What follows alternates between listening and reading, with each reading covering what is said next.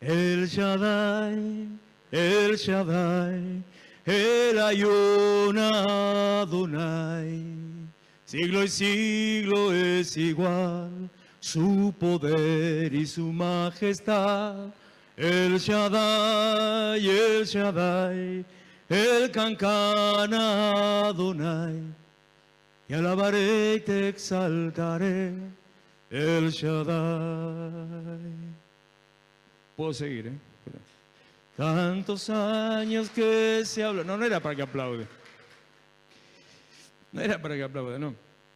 Pero realmente el Shaddai, que significa el más que suficiente, que significa el Dios que tiene todo el poder, es al que tenemos que invocar y tener presente que Él está. Como decía las otras semanas, el nivel de percepción que yo tenga de quién es Dios y también de la relación que hay entre Dios y yo, eso es lo que va a determinar, lo que va a activar cómo me voy a mover, porque afecta a todas las áreas de mi vida. La forma en que yo veo a Dios, eso va a hacer que yo me mueva de una u otra manera. La forma en que yo veo a Dios, que yo siento a Dios. En esta época voy a usar a propósito estas nuevas corrientes que nos envuelven. La forma en que yo me autoperciba en mi relación con Dios, eso va a determinar cómo capaz que se malinterpreta, pero cómo funciona la relación entre Dios y yo. Porque Dios es todopoderoso, pero todas las cosas de Dios son a través de mi fe, mi confianza, mi actitud. Por eso tenemos que aprender a verlo a Él, intentar empezar a conocerlo de la manera que Él es. El apóstol Pablo decía que si aún a Cristo conocimos según la carne, ya no lo vemos así. Entonces no tenemos que mirarlo como simplemente como un maestro, un predicador, tal como lo ven a Jesús en algunas religiones, haciendo un paneo más general de Dios. No tenemos que mirarlo, pensarlo como un Dios más que está entre los dioses y tiene el mismo lugar o el mismo peso que otros dioses, los cuales no son dioses en realidad, sino simplemente manifestaciones espirituales de fuerzas de maldad, sino que tenemos que aprender y empezar a verlo a Él como lo que Él realmente es. Más en este tiempo y más nuestra posición. Cada día que pase al altar, al púlpito, le voy a decir exactamente lo mismo. Estamos en un tiempo de determinación, de decisión, un tiempo complicado por todos lados, donde usted lo quiera pensar. Hay situaciones difíciles, situaciones complicadas, por donde sea, y la única forma de o transformar o sobrellevar es a través de la iglesia.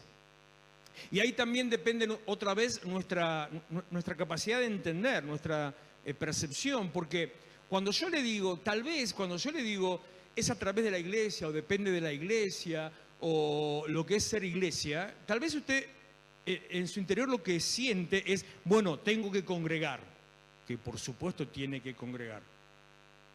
Pero no es solamente el hecho de tengo que congregar, no pasa por ahí, no es con venir a la iglesia, sino el ser parte, porque todas las cosas que Dios hace a través de la iglesia, por medio de la iglesia, con la iglesia, significa que es usted, yo, en forma personal, individual, particular, cada uno y todos en conjunto, en comunidad, los que hacemos. No es el templo, tampoco la entidad, no es una figura abstracta, no es una asociación, no. Es usted y yo, cada uno de nosotros los que hacemos la iglesia, los que podemos cambiar la situación en la que estamos. Y le tengo que decir, y cada día también me convenzo más, que vamos a estar peor todavía. Uno va escuchando algunas cosas que van pasando, algunas medidas, la situación económica del país, y vamos a estar peor todavía. Entonces usted tiene que elegir de qué lado quiere estar. Usted tiene que elegir si quiere andar con los sufrientes o con los vencedores. Usted tiene que elegir si quiere andar a los ponchazos y a los golpes o, aunque golpeado, vencedor. Y eso es una decisión que depende de reconocer quién, qué y cómo es Dios.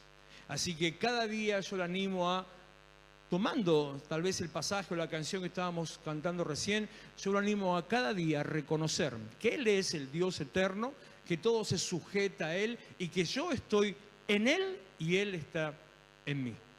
Cuando llego a ese nivel de comprensión, cambia el mundo espiritual, cambia mi vida también, cambio yo en el mundo espiritual. Cuando yo llego a entender, cambia todo a mi alrededor, como si de golpe te pusieran unos lentes distintos, unos lentes nuevos de aumento o de no aumento o de color o lo que sea, y empezás a ver el mundo de otra manera. No miremos al mundo metidos dentro de una caja de preocupación o de angustia, sino que miremos al mundo desde la posición de victoria que Jesús tiene para nosotros.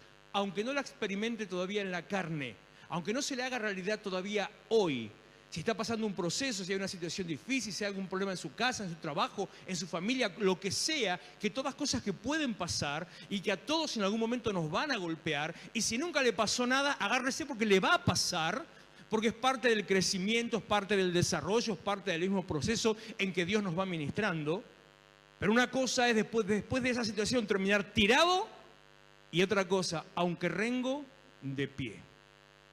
Hubo un hombre en la Biblia, Génesis capítulo 28 al 32, ahí está más o menos la historia que yo le voy a referir, que no es la prédica. Un hombre usado por Dios, que es el patriarca Jacob, que en un momento particular, al que podríamos decir que fue tal vez el comienzo del ejercicio del propósito que tenía Dios con él, en un momento particular en lo que él se encontró con un ángel, que era la misma presencia de Dios personificada, y se enredan en una pelea.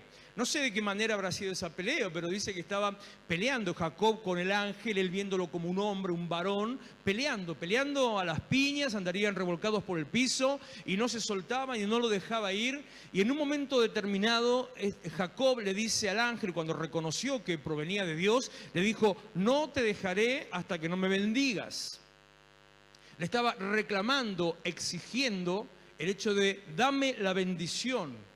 En realidad, que eso se puede malinterpretar, y así pasó, muchas veces se malinterpretó esa historia. A veces algunos nos han enseñado que nosotros tenemos que pararnos delante de Dios, pararnos de mano delante de Dios y decirle: mira, acá la Biblia dice así, así que vos tenés que. No haga eso, porque va a ser mejor que lo agarre un colectivo. No haga eso. Pero lo que sí nos está diciendo, lo que sí nos enseña esa historia de Jacob es pararnos firmes en la determinación de clamar, de pedir, de decirle: Señor, yo no me muevo hasta que no reciba lo que vos tenés que darme. No es una cuestión de Dios, sino cuestión de mi determinación. Y en ese momento, cuando ocurre la transformación de Jacob, dice que el ángel, para sacárselo de encima, se ve que era bastante garrapata cargosa don Jacobo, el ángel dice que lo golpeó, le metió la mano así en el costado, en la cadera, lo que dice la Biblia, dice textualmente, en el encaje del muslo. O sea que acá, en este lugar que a mí me duele todo el tiempo, ahí, ¿habrá algún ángel por acá que me ande? Le dio así, de tal manera que él dice que lo dejó rengo.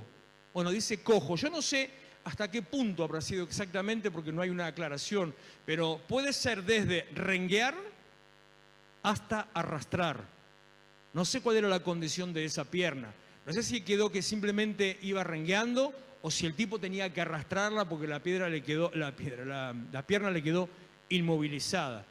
Pero sea lo que sea, después de haber peleado con el ángel, después de haber batallado contra Dios en el sentido espiritual y recibir la bendición, Jacob quedó de pie, arrastrando una pierna, pero bendecido, en victoria y padre de toda una nación.